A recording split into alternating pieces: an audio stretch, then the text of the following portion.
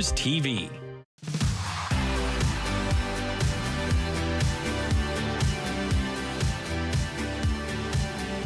Hello, and welcome to the What's Up London show. I'm your host, Jennifer Slay. Please take a moment and think about the privileges we all have to be able to call this land home. The lands in London and surrounding areas are the traditional territories of the Anishinaabe, Haudenosaunee, Lenape, and Ottawandaron and Wendat peoples. I'm also grateful to my ancestors for their sacrifices and hardships they endured so that I can be sitting here with you today. Today's show has a strong spirit of arts and culture with an event where we can do some good. If you've watched the show for any amount of time, you will know that our friends at the Grand Theatre often come on to talk to us about their upcoming season. And this year is no different. The Grand Theatre's 2023-24 season of pure imagination is getting ready to launch, and this incredible season includes 10 blockbuster titles across 2 stages. 1 London Proud world premiere, an exhilarating 5-concert series from Genes and Classics, and the debut of an uplifting new 3-concert series on the Auburn stage, the London Gospel Collective. It's a busy time over at the Grand, and here to talk to us is Leah Candace, the Grand Theatre Director of Marketing and Digital Strategy. Welcome, Leah. Hi. I apologize if I messed up your last name. It's okay, we can do it. Okay. So, tell us about, it's just phenomenal the number of things that are going on at the Grand right now. It is phenomenal. It is the season to come back to the Grand. It is such an exciting time. I feel like every time I go into the office, I'm just tickled and effervescent with excitement for what we get to do that day. And we're just getting started. It's just kicking off right now, and what an amazing season we have ahead of us. Yes. Well, you know what? I was blessed to be your host for the launch party that you had to kick off what's coming up for the season. And oh my gosh. Yes. Yeah. First of all, you're an amazing host, so thank you for that. We were able to kick off the season with our subscribers and our donors and our partners just a couple of weeks ago, and had a little bit of a preview of some of the things to come. And like you said at the beginning, 10 shows, concert series, musicals, plays. It's such a really diverse and awesome lineup of things to come. And we were able to preview that in front of a select few a couple of weeks ago, but we're about to open the doors really wide for a full season. We're really excited about it. So tell us about some of the shows people can expect. Yeah, well, next up on stage is going to be Kim's Convenience, and that's the premiere of the 23-24 season. So Londoners who were around in 2013 might remember that the Grand Theatre had the Soul Pepper tour of Kim's Convenience back in 2013. This was before it was a TV show. It was a play. It has its roots in the Toronto theatre scene. Okay. And for our production this year, what makes it really exciting and different is that the writer of Kim's Convenience and creator of all of these beloved characters, Ins Choi, is going to be starring in the titular role of Appa, Mr. Kim, in our production of Kim's Convenience. This has never happened before. So the creator of the show and of all of these characters that everybody loves stepping into that lead role, it's going to be beyond. Amazing. Yeah. Amazing. Okay, and then after Kim's Convenience? After Kim's Convenience, we have Charlie and the Chocolate Factory on the Spreet stage. So this has been really fun to work on because it's all things sweet and taste-tacular. But what's been really fun about Charlie and the Chocolate Factory, this is the musical adaptation. So anyone that is familiar with the 1970s film starring Gene Wilder will remember some of those songs that drove everything forward in the movie. So some of those songs appear in the musical, along with new songs that you've never heard before, but the same eclectic, bizarre, hilarious, colorful story is what makes up Charlie and the Chocolate Factory, and that's going to be the holiday show this year at the Grand. Yeah. Nice. Oh my goodness. And those are just the first 2 shows. Those are just the first 2 shows on the Spreet stage. We have the Auburn stage downstairs, and we have shows happening in both of those environments. And it's, like we said, a mix of the theater and the concerts and all of these awesome offerings for the Grand this year. Oh my goodness. Yeah. How can people learn about everything the Grand? Everything Grand is at grandtheater.com. So it's super easy if you want to check out the season, if you want to check out some of the other activities happening in the space as well. You can find out all of that info there. And you can always follow us on social media at The Grand London. We are everywhere social media is. So type in at The Grand London, and we've got lots of fun stuff in store for you in those environments as well. Awesome. So when does the season actually start? When does it? Yeah, so we just wrapped up the high school project with the Phantom of the Opera, which is sort of the soft start to the season. It's weird calling it a soft start because it's sold out. But the official start of the season is with Kim's Convenience, and that opens this month at the Grand Theater. So hit up grandtheater.com for tickets to that. Oh my goodness, it's going to be a phenomenal season. And so what can people expect? I know we talked about the plays, we talked about musicals, but what are some of the other things people can expect? I think people can expect a true return to form from the Grand Theater. I know it's been a really tough time for theater these last couple of years following the pandemic, and it's all felt very different. But I think you're going to walk through the Grand Theater doors and feel as though things are really bustling and moving and energetic, and everybody's back. And I think beyond just the titles, the experience of coming to the Grand and all of that is entailed within that experience, the pre-show dinner, the drinks, the pre-show experience in the lobbies, through the show itself, you can expect all of that to be very top tier and a wonderful experience for you and yours. There's something for everyone at the Grand Theater. That's true. Pure imagination. Oh, I can't wait. Thank you for being here. Thank you. We'll be right back.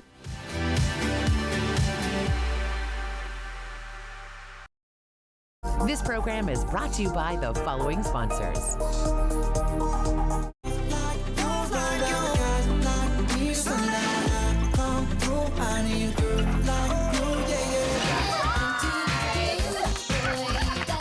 Your happy place. Easy 1013, the perfect music mix.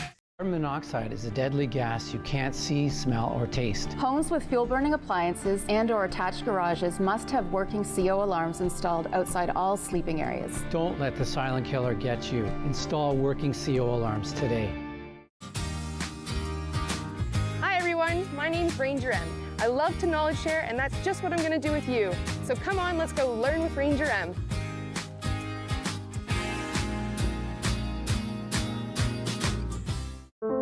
Are you low on food? Struggling to pay the bills? Overwhelmed by life's challenges? When you need support but don't know where to turn, just dial 211. 211 connects you to the programs or services near you. 211, how can I help you?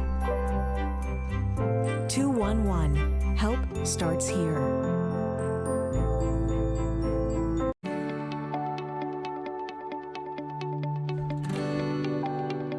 You're watching Rogers TV.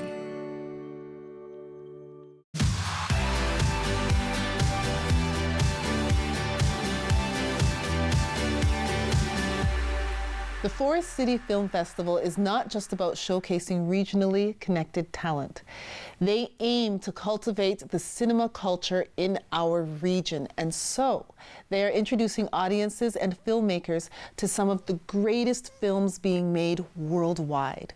This is why they are bringing a selection of international films to the festival this year, plus much more. Please welcome the international programmer at Forest City Film Festival, Matthew Downs, to the show. Welcome. Thank you so much for having me today. No problem. Thanks for being here. So tell us about the film festival. Well, the Forest City Film Festival, we run this year from October 14th to 22nd. So we're an 8-day event downtown London at both the Wolf Performance Hall and Imagine Cinemas. Okay. And we really seek to cultivate, as you said, the culture of cinema in London and the region of southwestern Ontario. So we mostly do that through presenting regionally connected films, which doesn't just mean, local filmmakers, local talent. What it means is films, they could be from around the world that have, let's say, an actor in them, or a director or a producer who is from anywhere in southwestern Ontario. Okay. We seek to bring those films and give them a platform to show how great our talent from this region is. And meanwhile, what I do at the festival, I pick a selection of some of the best films from all of the film festivals around the world, from Cannes in France or Sundance in Utah, and I bring them, and especially TIFF right in Toronto, I bring those films and hopefully introduce them to an audience that's eager to see new voices and hear new stories. Nice. Oh my goodness, that sounds exciting. It is. So how many, you said films across 8 days, how many films are there going to be? So we have, I believe we have over 40 feature films. And we have, and that's across all categories. That's documentaries, that is these regionally connected films, and that is the Best of the World Fests lineup, which is what I curate. And we also have 40 short films. And not to mention, we have music videos that we play, as well as experimental films, and we have an entire youth film festival as well for high school students in the region. Oh my goodness, that sounds incredible. It's quite an event. Yeah, for sure. Okay, so if people want tickets or they want to be part of it, how do tickets right at fcff.ca. So you can find tickets for all of our programs right on there. And there's so much to dive into there. There's so many films, and you can get all of the details about all of the films on our website. Again, fcff.ca. It's got everything. You can see what's on there. But I want to ask you a question, because I'd love to give you some film recommendations. Okay. What type of movies do you like? So that depends on my mood. Okay. Yes, because I like all types. Like I like from horror to drama to romantic comedies, everything. Okay. Well, you said horror first, so I'll give you, we don't have many that I'd say are like outright thrills and chills, but we've got one film from Quebec that it's pretty spooky. It's called Red Rooms, and it's blowing up in the Quebec box office. It's been playing for 2 months now, and this is a very dark and twisty courtroom drama about the case of a killer. And specifically, it follows these two women who are groupies of the killer who sit in on this court case every day. And this is an edge-of-your-seat thriller that it gave me tingles down my spine. It's chilling. And in terms of rom-coms, something that I think you're really going to want to see is the Persian version. The Persian version is an incredibly touching and sweet film. It's about a family of Iranian immigrants living in New York City, and it follows the one daughter of this family, which has many, many boys. She has so many brothers. And as she's dealing with a personal crisis in her own life, she starts to learn more about her mother.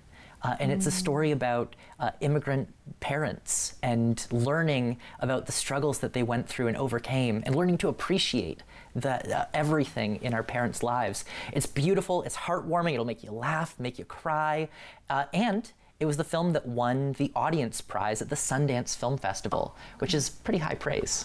Thank you so much for being here. Thank you so much for having me. It's been a pleasure. Problem. We'll be right back. This program is brought to you by the following sponsors. Monday. My name is Philson Farah with Pillar Nonprofit as Program Leader of Birds Capital, and I am this week's guest of Pollinating Purpose.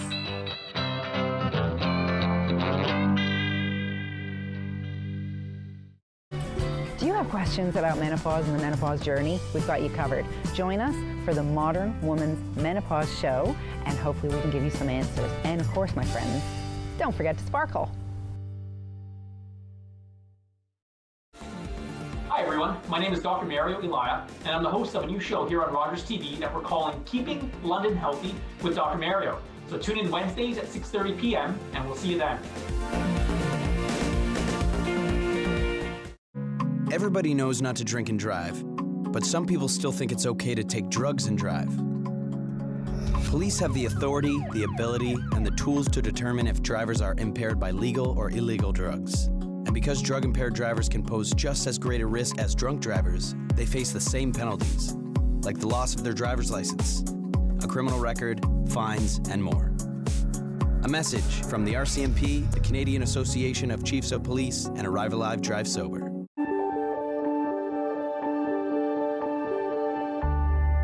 watching Rogers TV.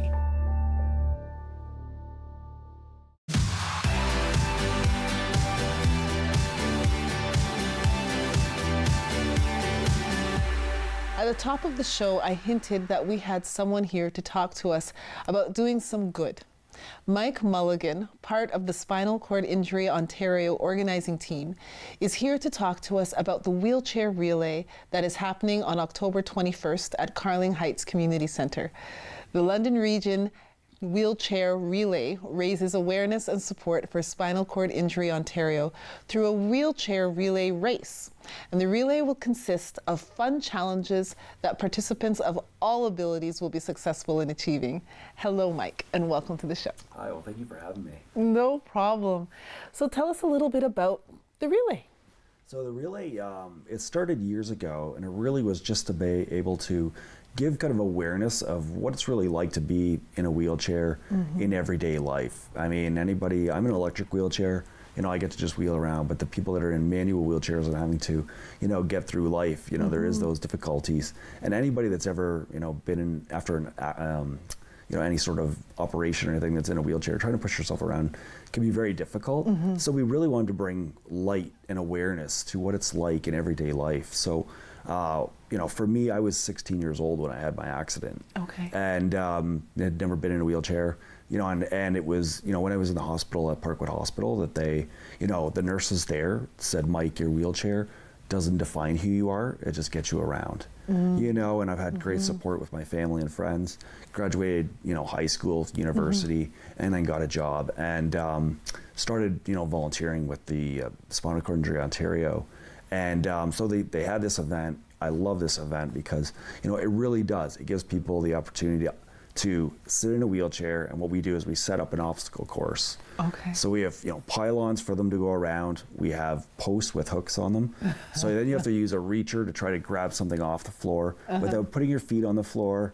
You got to be able to reach things on the ground, try to put them up, wheeling to the next part, trying to pick up face cloths off the ground, put them into a basket, wheel, then you get to the next part of the obstacle course, and it's a little table, and you try to put a basket on your lap, but oven mitts on your hand.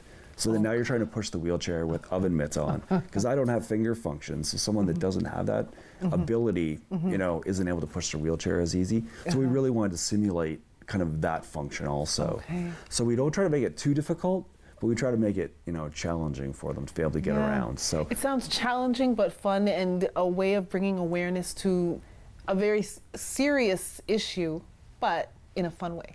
Yes, we don't want to make it hard, that's for sure. But we wanted to make it as fun as possible. And just really, it only takes about 30 seconds to do the obstacle course, and then you try to race back and then tag off to the next person who gets in the wheelchair. And so we have teams of 4. And then we try to time it, so that at the end of the race we can, have, best time and all that. We have, best team spirit and those sort of things.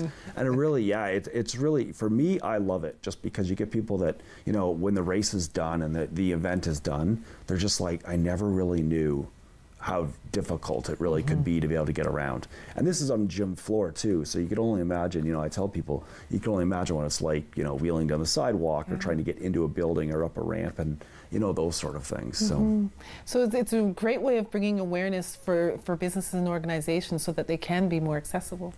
Exactly. Yeah. When we used to do it years ago, we'd have like a day where we would, get businesses to, volunteer someone to get in a wheelchair and, try to get to work that day by using the mobility bus, getting around their office and those sort of things that became difficult, trying to during COVID and even, now after COVID, setting those sort of things up. But, it really, it's a huge eye opener for so many people. And that's why this event for me and the organizers is just one that we, want to keep trying to, have every year. Yeah. And so do you come with a team, or can you be made into a team when you get there? So we on SCI Ontario, their website, .org, you can go on there and get teams. So we ask people to, get a team of 4 to come out for the day. And the event starts at 10. It's on October 21st. And it's at the Carling Heights Optimist Community Center. And come out for, a team of 4. and it's really just, to come out and have fun. We really do. It's amazing when we had it a couple of years ago, obviously pre-COVID. Everyone, it was amazing the turnout we had and just how much fun everyone really did have. Because you get everyone cheering, even though your next heat of teams are, coming up. You're still cheering everybody on, which is great to see too. And if people aren't able to come out, they can donate financially if they go to the website? Yes, yeah. Okay. They go to sciontario.org, and then they have their Facebook and Instagram. But yeah, it's a great way to just if you can't come out to participate, to be able to, donate to help out, the organization. Well, thank you so much for being here. Well, thank you so much for having me. We'll be right back. Most people that have received treatment for drug use problems are probably going to have a lapse. Join addictions counselor Dean Anderson for Invisible, Breaking Through the Stigma of Addiction on Rogers TV. And he can lift anything at all. He's that strong. Joe Schuster, will you stop it or you'll miss your train? Now help me find number 5. Strong, but by day he's a mild-mannered reporter. Glasses, a secret identity. Honestly, you Canadian kids. He'd be in this cape. A what? A cape, wearing these blue tights. A hero in tights, really. Here it is.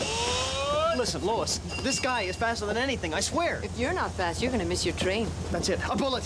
He's faster. No, he's faster than a speeding bullet. Come on, get on it. No one's gonna read a comic strip about a strong man in tights, Joe. It'll never fly. Fly, no. But he can leap over tall buildings. Oh, wow, yeah. See what your cousin Frank says in Toronto. Oh, wait, Lois. I've got something for you. Here, take it. It's a gift. You never know. It might be worth something someday. Is he great or what? Bye-bye,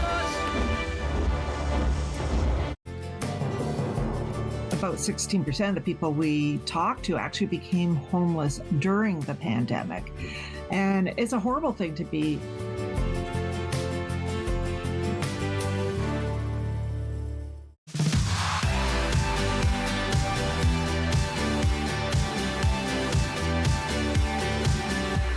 Welcome back. Are you ready for some fun?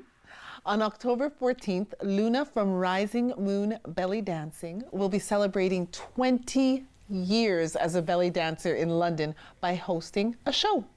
And this show will be held at New St. James Presbyterian Church and will showcase a variety of her student groups as well as professional guest dancers. The show is suitable for all ages. So let's hear more. Welcome, Luna. Hi, thank you. Thank you for having me again. You're welcome. Yes, welcome back.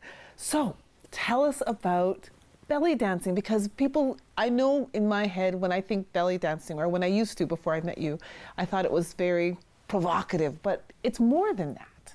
Yes, it's definitely, it's celebratory. It's about joy. It's delivering the music, going with it, letting your body go with the music.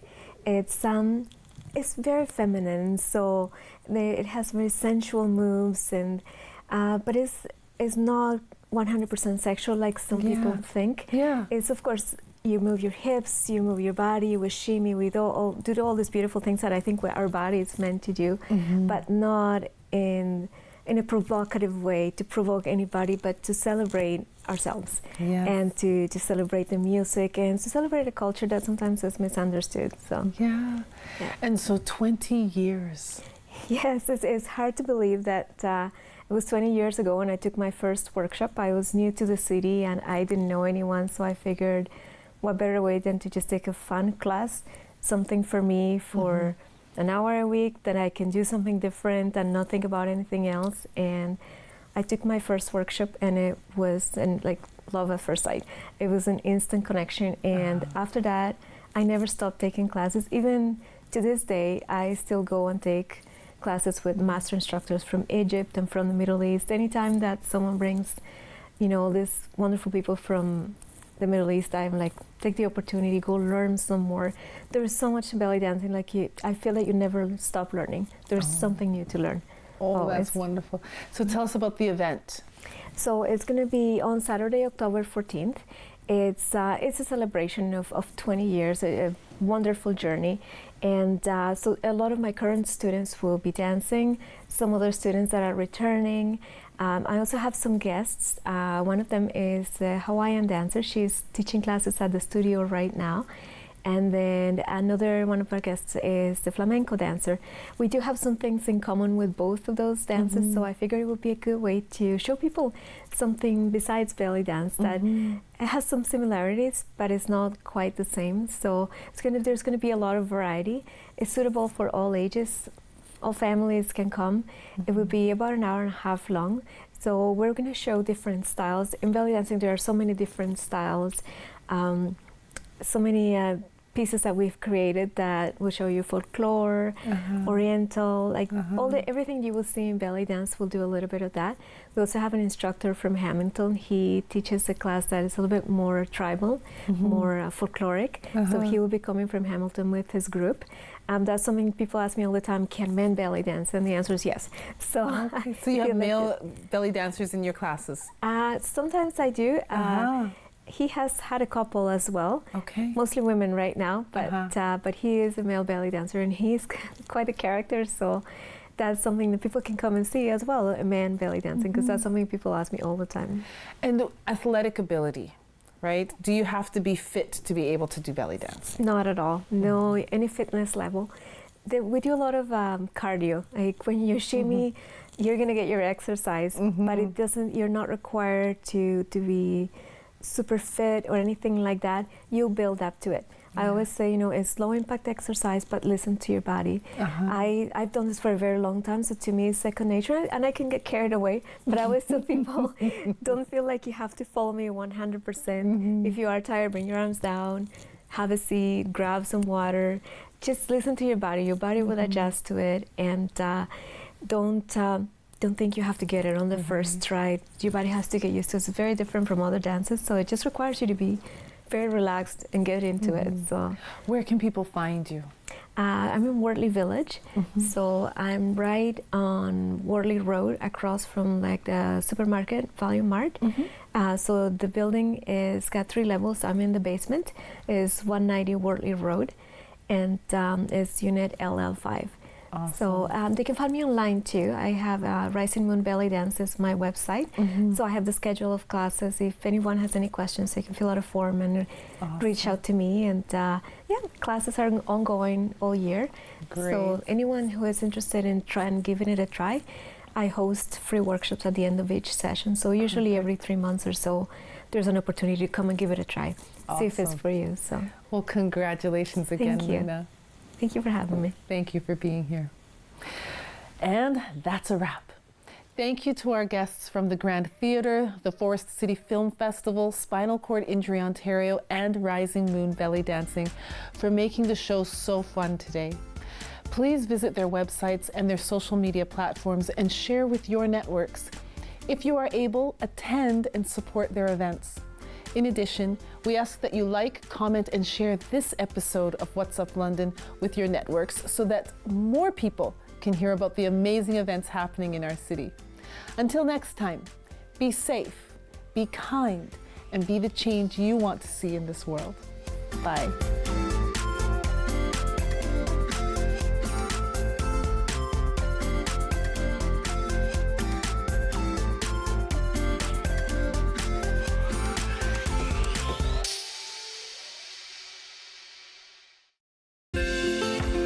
Call the Rogers TV viewer response line, email us, or connect with us on social media.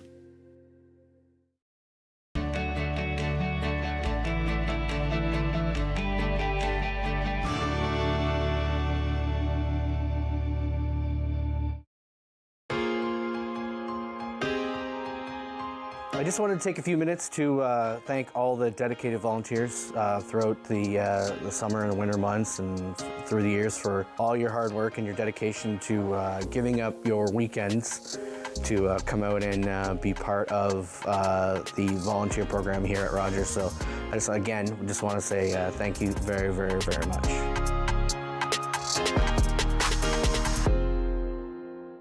Today, I helped a parent feed their family by connecting them to a food program.